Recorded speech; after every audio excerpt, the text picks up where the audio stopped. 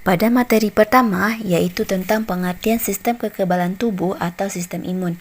Apa sih itu pengertian dari sistem kekebalan tubuh atau sistem imun itu? Sistem imun atau sistem kekebalan tubuh merupakan sistem perlindungan dari pengaruh luar biologis yang dilakukan oleh sel dan organ khusus pada suatu organisme sehingga tidak mudah terkena penyakit. Nah, pada sistem perlindungan atau sistem kekebalan tubuh melindungi tubuh dari infeksi berupa bakteri dan virus, serta menghancurkan sel kanker dan zat asing lain di dalam tubuh kita. Kesehatan tubuh bergantung pada kemampuan sistem imun untuk mengenali dan menghancurkan serangan lain seperti penyakit.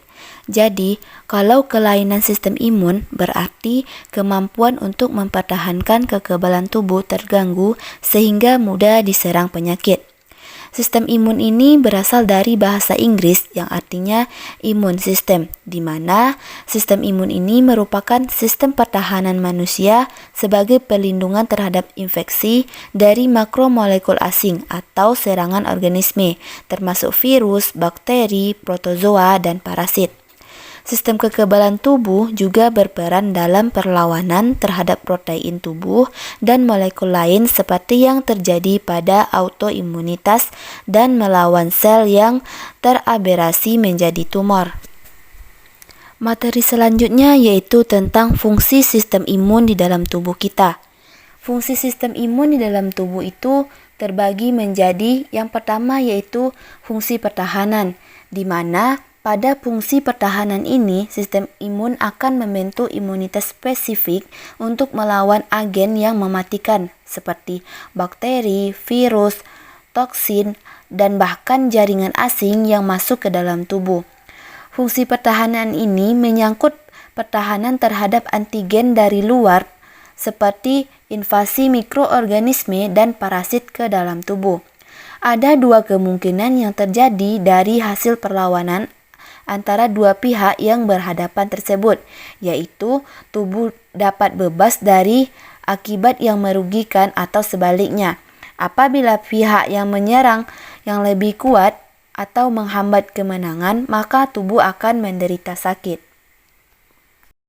Fungsi yang kedua yaitu ada fungsi homeostatis dan yang ketiga ada fungsi pengawasan. Fungsi dari sistem kekebalan tubuh atau sistem imun itu juga melindungi tubuh dari serangan benda asing atau bibit penyakit yang masuk ke dalam tubuh, menghilangkan jaringan sel yang mati atau rusak untuk perbaikan jaringan, dan juga mengenali dan menghilangkan sel yang abnormal, menjaga keseimbangan homeostatik di dalam tubuh kita. Materi selanjutnya yaitu tentang mekanisme sistem kekebalan tubuh atau sistem imun. Pada sistem kekebalan tubuh ini terdapat dua, yaitu kekebalan bawaan dan kekebalan adaptasi. Kekebalan bawaan itu disebut juga dengan kekebalan tidak spesifik, di mana kekebalan ini merupakan garis utama tubuh yang pertama melawan semua agen asing yang masuk ke dalam tubuh.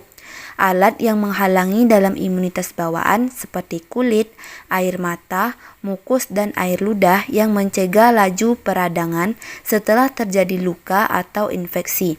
Mekanisme kekebalan bawaan adalah menghalangi masuknya dan penyebaran penyakit, tetapi jarang mencegah penyakit secara keseluruhan. Yang kedua yaitu tentang kekebalan adaptasi. Kekebalan ini dimaksud juga dengan kekebalan spesifik, yaitu jika garis pertama kekebalan tubuh mendapat serbuan, maka sel, molekul, dan organ dari sistem imun menghasilkan suatu imun yang spesifik untuk melawan agen yang disesuaikan dengan jenis agen penyerang tersebut, sehingga sistem imun ini akan bekerja untuk melawan bila agen asing menyerang lagi. Selanjutnya yaitu penyakit akibat sistem imun. Yang pertama ada alergi. Respon ini merupakan respon imun yang disebut dengan alergi. Dalam peristiwa alergi, limfosit T sangat berperan. Selain itu, antibodi juga berperan. Apabila orang yang terkena suatu alergi, antibodi akan merangsang sel mas mengeluarkan histamin. Karena pengaruh histamin ini, maka orang akan merasa gatal, kulit melepuh, kulit merah-merah, bersin-bersin, dan mata bengkak.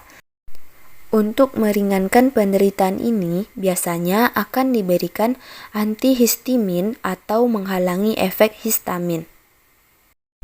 Kelainan pada sistem imun yang kedua yaitu penolakan transparansi, di mana penolakan transparansi ini dibagi ke dalam 3 golongan.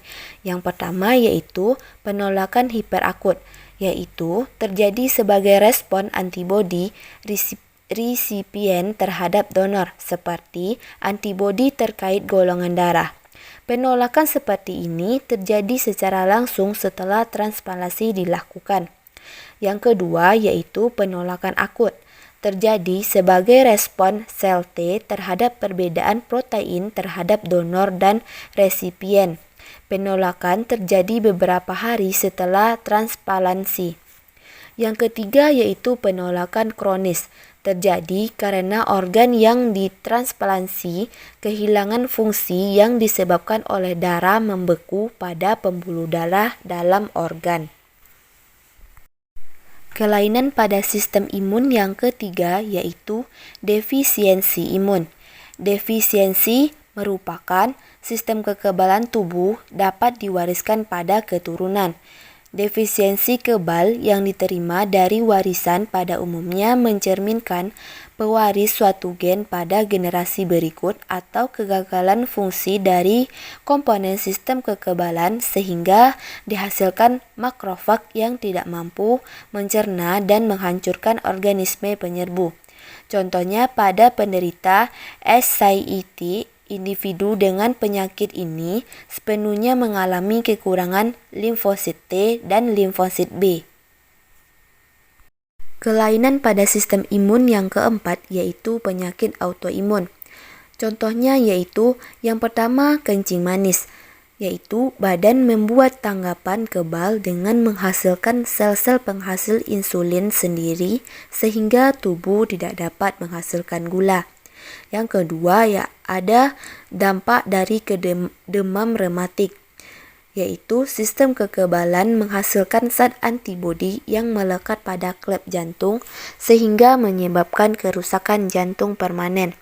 Yang ketiga ada mistania gravis, di mana sistem kekebalan membuat zat antibodi yang justru melawan molekul yang normal yang berfungsi mengendalikan sel saraf otot sehingga mengakibatkan kelemahan.